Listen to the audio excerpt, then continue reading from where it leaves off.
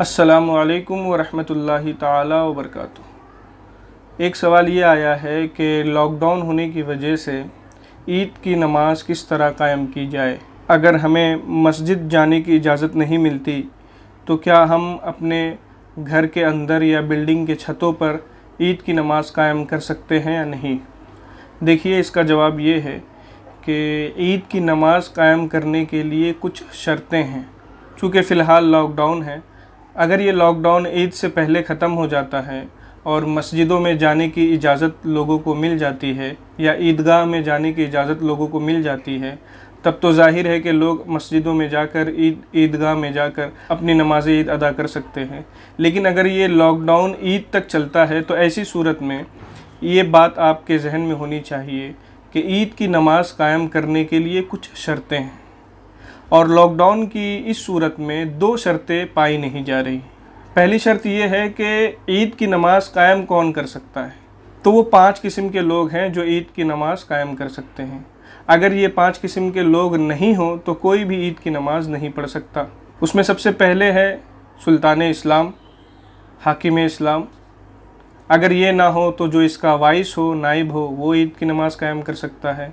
और अगर ये दोनों ना हो, यानी ना सुल्तान इस्लाम हो ना उसका नाइब हो, तो ऐसी सूरत में इन दोनों ने जिसको भी इजाज़त दिया हो कि आप ईद की नमाज़ पढ़ाइए, तो वो भी ईद की नमाज़ पढ़ा सकता है, ईद की नमाज़ कायम कर सकता है।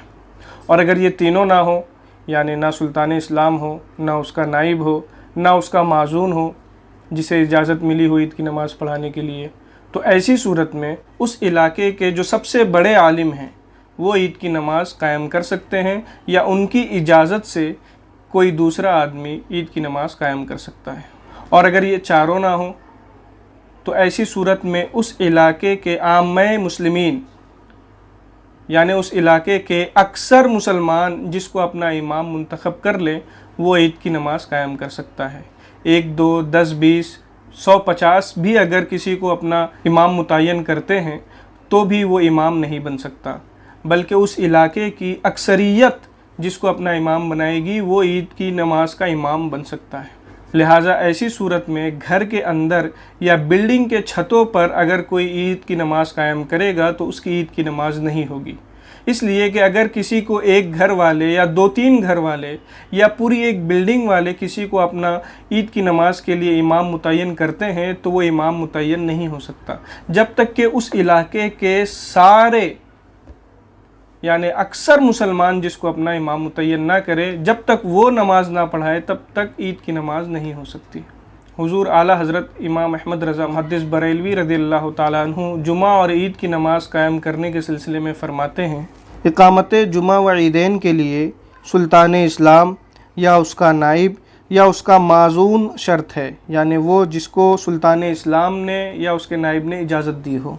और जहाँ सुल्तान इस्लाम ना हो वहाँ आलिम दीन, फ़क़ीह, यानी जो फ़िक़्ह में महारत रखता हो, मोतमद, यानी वहाँ के लोग उस पर एतमाद करते हों, काबिल एतमाद हो, आलम अहले बलद, यानी उस इलाके में सबसे बड़ा वो आलिम हो। तो अगर कोई ऐसा है तो उनके इज़्न से इमाम जुमा व ईदैन मुकर्रर हो सकता है। और जहाँ ये भी ना हो, यानी ये चारों ना हो, तो बमजबूरी जिसे वहाँ के आम्मे मुस्लिमीन, इस लफ्ज़ पर ध्यान दीजिए, आम्मे मुस्लिमीन, तो बमजबूरी जिसे वहाँ के आम्मे मुस्लिमीन इंतखाब कर लें, यानी चुन लें, वो इमामत जुमा व ईदैन कर सकता है।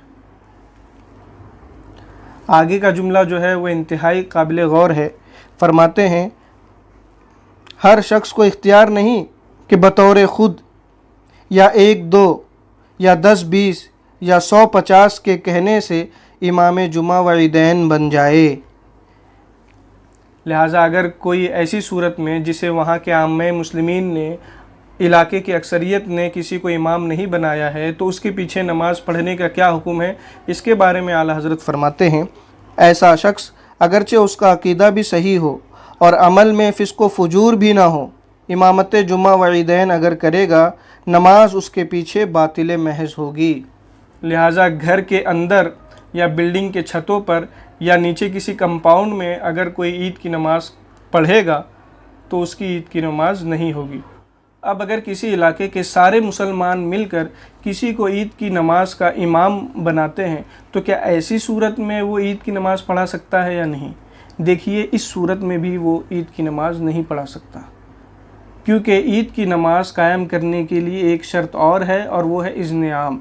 इज़्न आम का मतलब ये होता है कि हर किसी को ईद की नमाज़ पढ़ने की इजाज़त हो, किसी को भी ईद की नमाज़ पढ़ने से ना रोका जाए, जो कि फ़िलहाल पाई नहीं जा रही।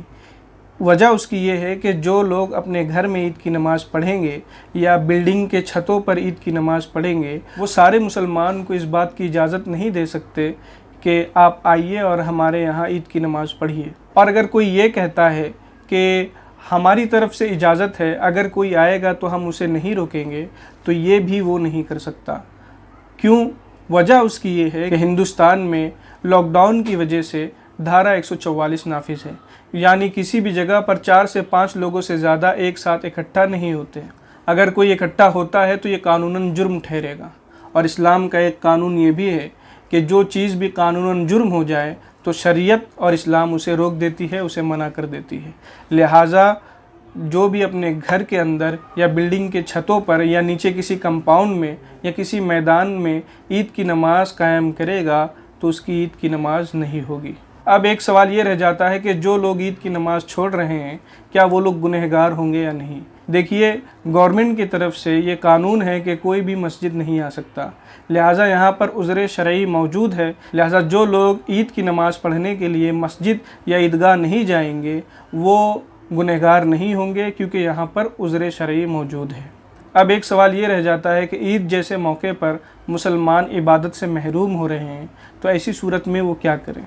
देखिए, बात तो सच है, इस वक्त वबा आम है, जिसकी वजह से लोगों को मस्जिद या ईदगाह जाने की इजाज़त नहीं मिल रही और जिसकी वजह से वो ईद की नमाज़ नहीं पढ़ पाएंगे। तो ऐसी सूरत में वो ये कर सकते हैं कि जब ईद की नमाज़ का वक्त हो जाए तो वो अपने अपने घरों में 4 रकात नमाज नफल की पढ़ लें। ये 4 रकात नफल नमाज ईद की नमाज के कायम मकाम और ईद की नमाज के बराबर तो नहीं हो सकता, लेकिन चूँकि आपकी एक इबादत छूट रही है, इसलिए बेहतर यही है कि आप एक इबादत दूसरी कर लें और अल्लाह तबारक व तआला की रहमत से उम्मीद रखें कि इस पर आपको कसीर सवाब वो देगा, तो इंशाअल्लाह आपको इस पर कसीर सवाब मिलेगा। 4 रकात नमाज आप एक साथ भी पढ़ सकते हैं और 2-2 कर भी पढ़ सकते हैं, और इसके लिए जमात भी कर सकते हैं, लेकिन अपने घर के अफराद के साथ आप जमात करें। लोगों को बुलाएं नहीं कि हम जमात करने जा रहे हैं, क्योंकि नफल नमाज तदाई के साथ यानी दावत देकर लोगों को इकट्ठा करके नफल नमाज पढ़ना ये मकरूह है। अस्सलामु अलैकुम व रहमतुल्लाहि ताला व बरकातुहू।